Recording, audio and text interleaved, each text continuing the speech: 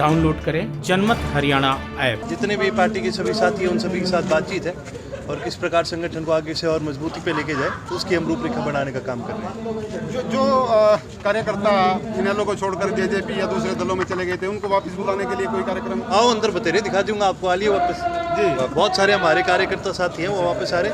अब तो सिर्फ जाकर उनको एक बार बात करने की, एक बार उनसे मिलने की देरी है। बाकी जितने भी पुराने कार्यकर्ता हैं वो तो सब आज के दिन पार्टी के अंदर शामिल होने का काम कर रहे हैं। 3 कृषि कानून खत्म हो चुके हैं, लेकिन अभी जो कल जो है कृषि मंत्री का बयान आया कि सरकार सिर्फ 1 कदम पीछे हटी है।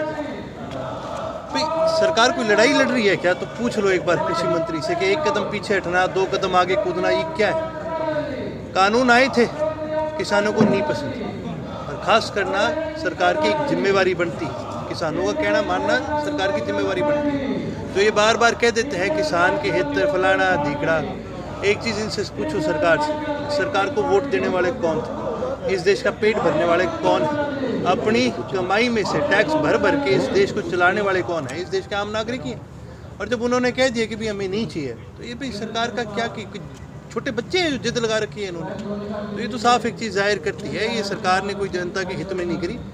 ये तो केवल और केवल जो इनका विरोध हो रहा है, जिस प्रकार से सारे उपचुनाव में सरकार को हारना पड़ा और आने वाले समय में जिस प्रकार से यूपी और पंजाब में ये सरकार हारेगी, इस डर के मारे इन्होंने ये कानून वापस किया। बुजुर्गों की पेंशन पर अगली कैंची चलने वाली है, क्या कहेंगे? कैंची चलने के वाली इन्होंने 14,000 रुपये चल चुकी है। आप एक चीज़ ये देखो, नहीं आप सबसे बड़ी एक चीज़ देखो कि ये तो कह नहीं करते थे, खास करके मेरा ही भाई क्या करता था 5,000 से बढ़ा देंगे, 5100 कर देंगे, ठीक है।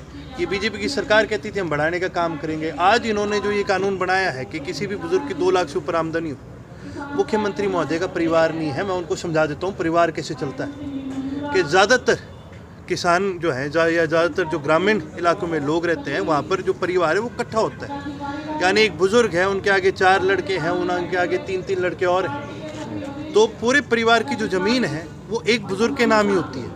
हमारे भी परिवार की है, कोई भी परिवार उठा के लिखते हो, ज़्यादातर के अभी तक ज़मीनों का बंटवारा नहीं हुआ। तो एक जाहिर सी बात है कि किसी भी बुजुर्ग के नाम पर वो आमदनी आएगी तो वो 2 लाख से ऊपर आएगी। पर इसका मतलब ये नहीं है वो 2 लाख आमदनी उस बुजुर्ग के पास जा रही है। इसका मतलब ये है वो 2 लाख की जो आमदनी है पूरे परिवार के अंदर बन रही है।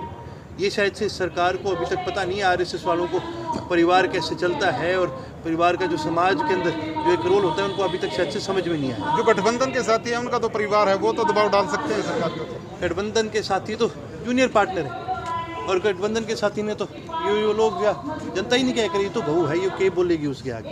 तो ये तो चुप बैठन ये है, इनको इनका माल से मतलब है। अगर इनको सच्ची में कोई परवाह होती तो जननायक चौधरी देवीलाल का नाम लेते हैं, किसानों के साथ खड़े हुए, बुजुर्गों का नाम लेते हैं, खड़े हुए। कहीं पर इन्होंने प्रोटेस्ट करा, कहीं पर इन्होंने कुछ बोला। गठबंधन के साथियों से कोई उम्मीद नहीं है। HPSC घोटाले पर अभय चौटाला ने कहा था कि जांच करे सरकार, लेकिन सरकार इससे पीछे हट रही। क्यों हट रही है? आप सरकार से पूछो जी। भाई जांच की मांग तो आम जनता, क्या सारे प्रदेश का युवा सभी कर रहे हैं। क्या आप एक चीज़ देखो, 7 साल में 28 से ज़्यादा पेपर लीक हो गए और उससे भी ज़्यादा शर्म की बात है कि भी अब तो पैसे साफ पकड़े गए हैं HPSC के और इनके दफ्तरों में अफसरों के पास पकड़े गए, फिर भी कोई कार्रवाई नहीं कर रही। तो ये तो सरकार से पूछने वाली चीज़ है, भाई आप किस चीज़ से डर रहे हो? किस चीज़ का आपको डर है? मुख्यमंत्री साहब से पूछा जाए कि आप अपना नाम, कहीं आपका नाम ना आ जाए, कहीं इस बात से तो नहीं डर रहे? या मुख्यमंत्री के जो राइट हैंड मैन है उनका नाम जो बार बार निकल के आ रहा है, आप उसको बचाने की कोशिश तो नहीं कर रहे? भाई हमें सरकार की, स्टेट की एजेंसियों पे कोई विश्वास नहीं है। हमने तो राज्यपाल से भी मांग करी है, हमें प्रधान, अगर हमें राष्ट्रपति जी भी मौका देंगे तो उनसे भी समय मांग करके उनसे भी हम यही मांग करेंगे कि निष्पक्ष जांच हो, इंडिपेंडेंट इंक्वायरी हो, सिटिंग जज या फिर CBI के थ्रू इसकी पूरी तरह से तहकीकात करी जाए और पूरी तरह से इसकी जांच करी जाए। तो पारिवारिक रिश्तों में सर इन फ्यूचर कुछ समझौता हो सकता है आपसे? किस चीज़ से? पारिवारिक रिश्तों में आप? परिवार, हमारा परिवार हमारे साथ है और क्या करना है। जो जिस तरह की आप जो बात कर रहे हो, चौधरी ओम प्रकाश चौटाला जी ने भी बड़े खुल करके कहा, तो मैं खुद कहता हूँ ये तो हमारी नाक नहीं रगड़वाने फिर रहे थे 2 दिन पहले, ईब क्यों हो गया इनको? ये सारी कहने की बातें हैं। आज इनको दिख रहा है कि इनकी ज़मीनी जो धरती है वो खिसकती जा रही है, तो आज इनको परिवार याद आ गया। लेकिन हमारे लिए पार्टी और प्रदेश ऊपर कोई भी नहीं है, कोई परिवार जरूरी नहीं है। कल को मैं भी अगर उल्टे काम पे आ जाऊँ तो ये पार्टी मेरी पार्टी नहीं है, ये पार्टी मेरे को भी निकाल देगी। राजनीति के आगे, राजनीति के पीछे, हर हलचल को जानने के लिए हमारे YouTube चैनल जनमत हरियाणा को लाइक करें, सब्सक्राइब करें और अपडेट रहने के लिए बेल आइकन दबाना ना भूलें। देखते रहें जनमत हरियाणा, सच के अलावा कुछ भी नहीं।